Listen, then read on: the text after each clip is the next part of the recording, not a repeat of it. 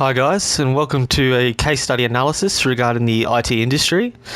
Throughout this video, a number of people will be providing some details surrounding the matters of this case study. Okay, so this case study will take the following approach.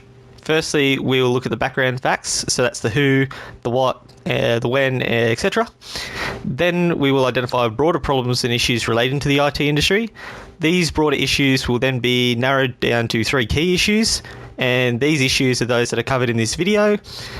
The key issues will then be looked at with some degree of detail, outlining relevant theories regarding each one. And each of these key issues will also draw out some objectives management may need to consider to improve on these areas. The case study will then conclude by looking at plans management can implement to address these key problems or issues. Okay, so let's look at the facts regarding the case of the IT industry. We already know that the who of the case study is the IT industry itself, and from the case facts, we've been able to identify that out of the 50 best places to work in Australia, the top 5 are IT companies, which include Google, eWeb Marketing, NetApp Australia, Juniper Networks, and Atlassian. But this video looks more at the role of management and their influences on employees. Also, by the case facts, there was an example of a programmer at Google who spoke about how their social needs were being met by how management were conducting themselves and providing certain facilities to employees. And the what aspect of this video and the case study relates to what methods management within the IT industry have used in order to attract and retain employees. And these methods may include varied work environments, inclusive of different styles of workstations, recreational rooms, and in some instances, a monetary bonus for certain actions. Using eWeb Marketing as an example, they have provided certain recreational facilities for employees. So we've been able to see them implement a room which staff can take a quick nap. They've got a ping pong table. They've got some bean bags for employees to lounge around on, as well as a karaoke machine as well. And the company also offers a number of hours a year for staff training, but the supply of staff has not quite been apportioned to the training hours being provided. And the changes in the IT industry have occurred quite rapidly over a number of years, particularly now that society is more dependent on technology, and the IT industry has become more influential than it was, say, 15 or so years ago. And this case study mainly looks at having an Australian-based focus, but the relevant theory covered may also apply to overseas countries, as the companies previously mentioned can also be multinational, such as Google. And the how of this case study is arisen from management finding it difficult to attract employees and retain the current ones that they have already. And this is largely due to the nature and difficulty of the work performed, as it is often seen more complex. Okay, so these are the broad issues relating to the IT industry, as you can see on the screen right now. But this video will focus on 3 key issues, and these issues are human resource management, leadership, and motivation and rewards. One of our group's key theories identified is human resource management theory. A company's employees are what make a difference to an organisation. Often good leaders will say that it's their people that are their greatest asset. All organisations need capable and committed employees that are diverse, not just according to race, gender, religion, etc., but also with their thoughts and creative minds. The HRM process involves 3 key areas: attracting a quality workforce, developing that quality workforce, and then maintaining that workforce. Every company wants their team or teams of employees to have the right skills, knowledge and attitude. You want the right mix of people to maximise participation in the workplace. Attracting the right people is not always easy, and once you do find the right ones, you need to train, develop and offer career progression to keep them. If you don't offer this, you will be faced with turnover, and your return on investment for recruitment will be lost. Every company should have a HRM strategy that covers the skills and abilities required in the workforce to deliver the output required. The strategy should also include alternate methods of finding quality skills that include minority groups, like mothers returning to the workforce, and perhaps even the elderly. It is important to understand the needs of the employees you are trying to attract, particularly as the employees cross generations. It is important to remember that each employee brings with them their own unique thoughts, skill sets and views. Most people will leave their job not just because of one reason, but for many. It is important, therefore, to have a range of attractors so that you can retain these skilled employees. There's an extensive range of possibilities. However, as it is impossible to list all in this short presentation, I have listed below a snapshot of guidelines that may help in reducing employee turnover. The first guideline is financial rewards. They must be at a competitive level to attract and retain employees. Without additional incentives such as free or subsidised childcare, gym memberships, flexibility, mobile work environments, etc., your competitors may have the edge to poach a skilled workforce. The second guideline. Employees are looking for meaningful work. Without this, employees' depth of commitment is limited and can be both a push and pull factor for turnover. Number 3, a company that values employees personally and recognises an individual's contribution to an organisation is more likely to retain them. The fourth guideline, personal development and opportunities will help retain the emerging younger workforce. The work provided should be challenging, interesting and varied with exposure to different departments and projects. And the fifth guideline that I've listed is to provide flexible working arrangements. Family caregivers or women returning from parental leave, for example, may need part-time work or the ability to work from home. Providing purchase leave programs and mobile working options are other examples of flexible arrangements. It is important to note that not all will be relevant to all employees, and you need to be able to tailor and amend your approach to the needs of the individual employee. Retention strategies should be completed before attraction and recruitment steps are taken. Relevant theory, human resource management. Every company should have a HRM strategy that ensure their teams have good balance of diversity and the right mix of skills, knowledge and attitudes. Once you find the right employees, it is critical to train, develop and offer career progression to retain a quality workforce. Most employees leave their jobs for more than one reason, so it's important to have a suite of options to reduce employee turnover. A transparent and open recruitment, onboarding and development process will ensure employees feel part of the future and that their contribution is valued. Relevant theory, human resource management. Recommendations. Individuals' motivations have a significant role in a positive workplace. Productivity and output depends on the motivation of employees, and each employee is unique. Intrinsic motivators include 1. A positive culture, a supportive working relationship with management and colleagues, and a comfortable working environment. Number 2, compensation, a competitive salary, favourable bonus and commission structure, car, allowances and other incentives. Number 3, recognition, respect and recognition for works produced. Number 4, interesting work. Providing meaningful work and different project opportunities will ensure employees feel a sense of achievement and development. Relevant theory of leadership. In today's dynamic and sometimes uncertain environment where organizations are continuously changing, effective leadership has become a key factor for business success and growth. Leading is one of the 4 major functions of the management process, which includes planning, organizing, and controlling.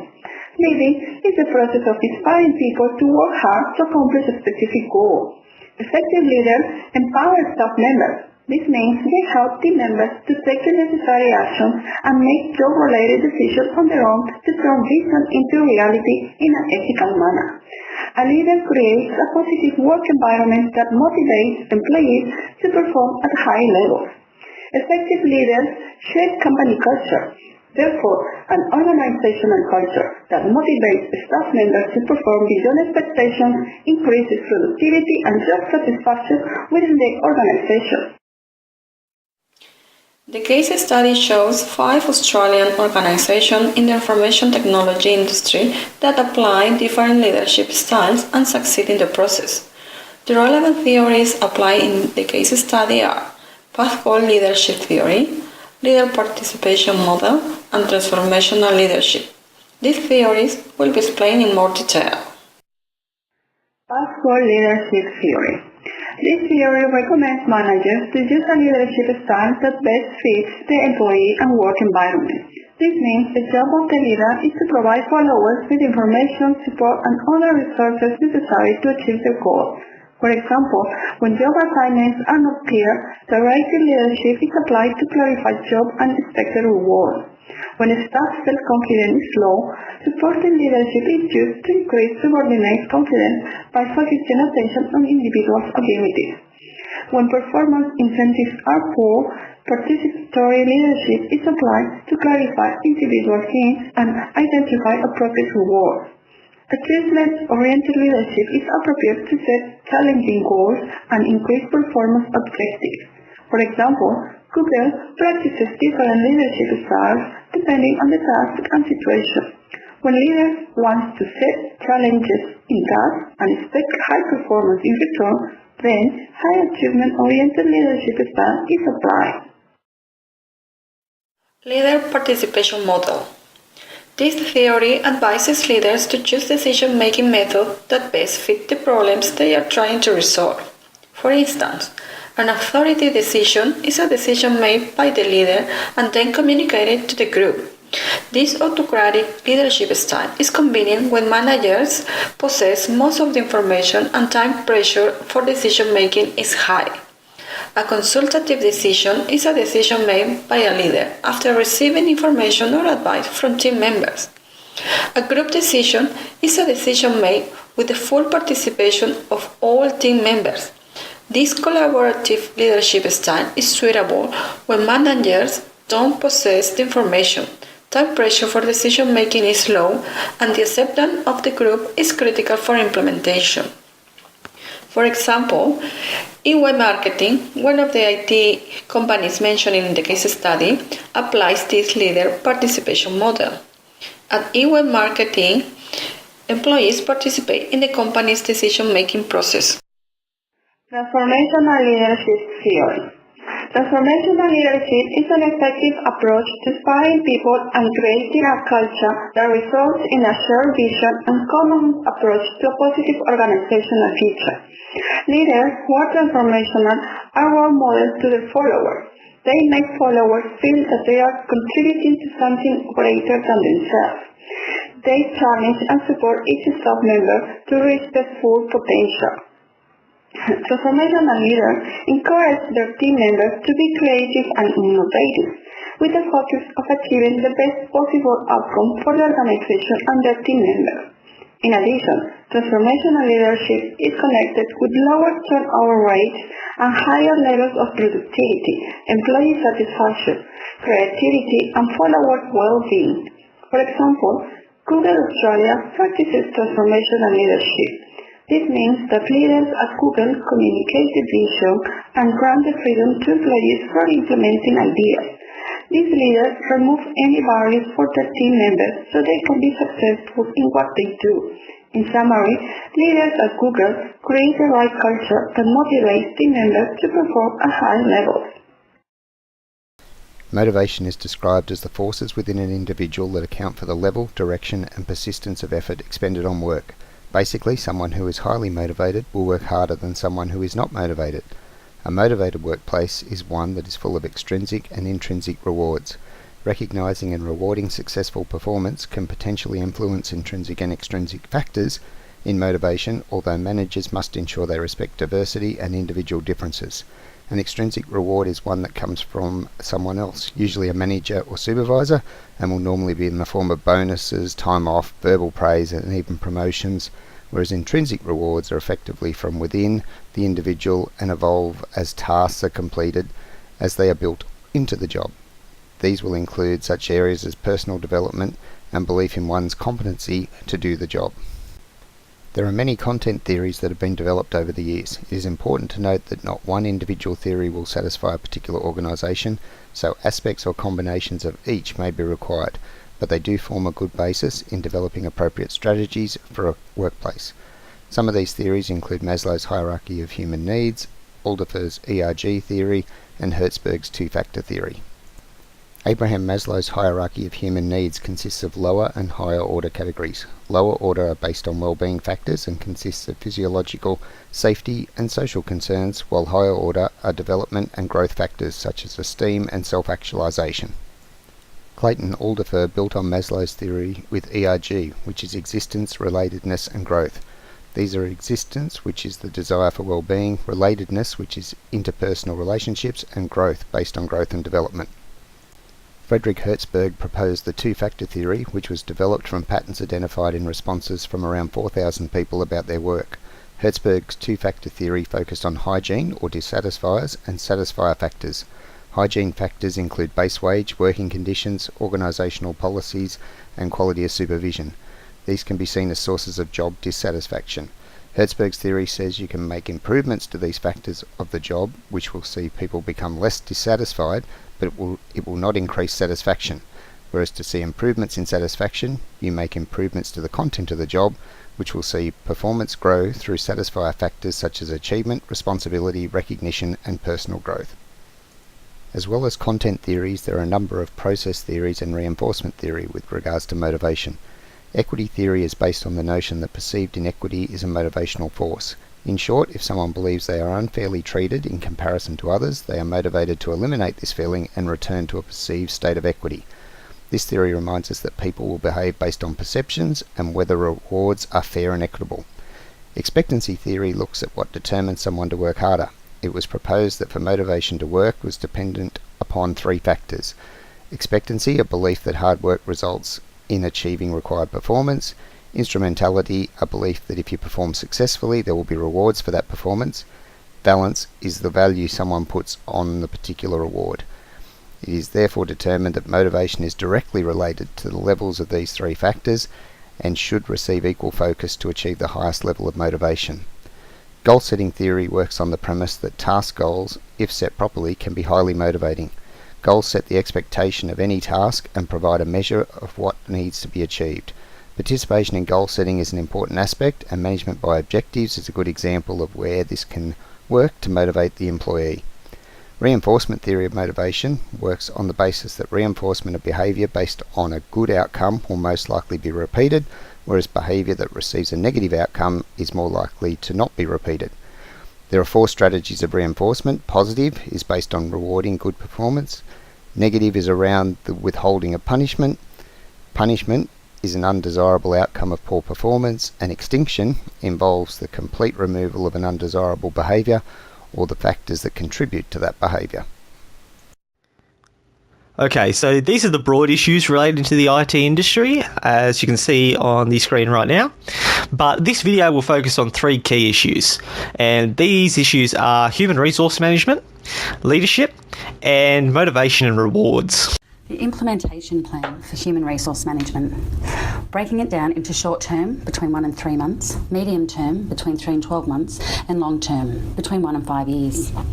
In the short term, it is the responsibility of the line managers and employees to improve the culture. They're to hold workshops to determine new office activities to create stronger relationships and improve the culture. Suggestions like ping pong tables, puzzle pods, social clubs, etc. The resources we require is time, budget and participation, and the deadline is 2 months. Our medium term, it is the responsibility of the executive leadership team and the working group to improve and implement the recognition and reward program by designing and implementing. They also need to review project-based opportunities and introduce Step Up to ensure meaningful and varied work is provided across departments. The resources required is time, budget and perhaps external consultation. The deadline for this task is 9 months. In the long term, it is the responsibility of the executive leadership team to review the remuneration and benefits scheme with annual reviews. The resources required is feedback responses from internal employees, market data from external consultations, finance and a project team. The deadline for this is 18 months. Implementation plan of leadership. This action plan is a possible framework for companies to review in order to helping them improve leadership in their workplace. There is a short, medium and long-term frame to be considered. In the short term, the responsibility of the HR department and top management is to implement a leadership development program. This will require time and cost, and that should only take around 3 months. In the medium term, the responsibility of the middle, senior and top management will be to promote and apply the PASCO leadership approach, leader participation model, and transactional leadership. This will require time and cost and will probably take around 6 months. In the long term, The Human Resource Department and all leadership roles will develop and implement transformational leadership styles within the organization. To do that, we require in-house training, time and cost. Depending on the size of the company, it should take from 1 to 5 years. Action plan. Short term will see the development of annual staff surveys to determine factors most important to staff and measure employee engagement and motivation. We estimate 3 months to complete and will require time, labour and development costs. Medium term will see the implementation of annual staff surveys and development of an employee participation in profit program. This is estimated to take 9 to 11 months and require time and labour costs to run and encourage participation in the staff survey and costs to investigate profit share options. Long term will see the implementation of an employee participation in profit program to drive a sense of connection and belonging to the organisation. Time frame of 2 to 3 years and will require time, labour and profit costs along with possible legal regulatory costs dependent upon the final program implemented.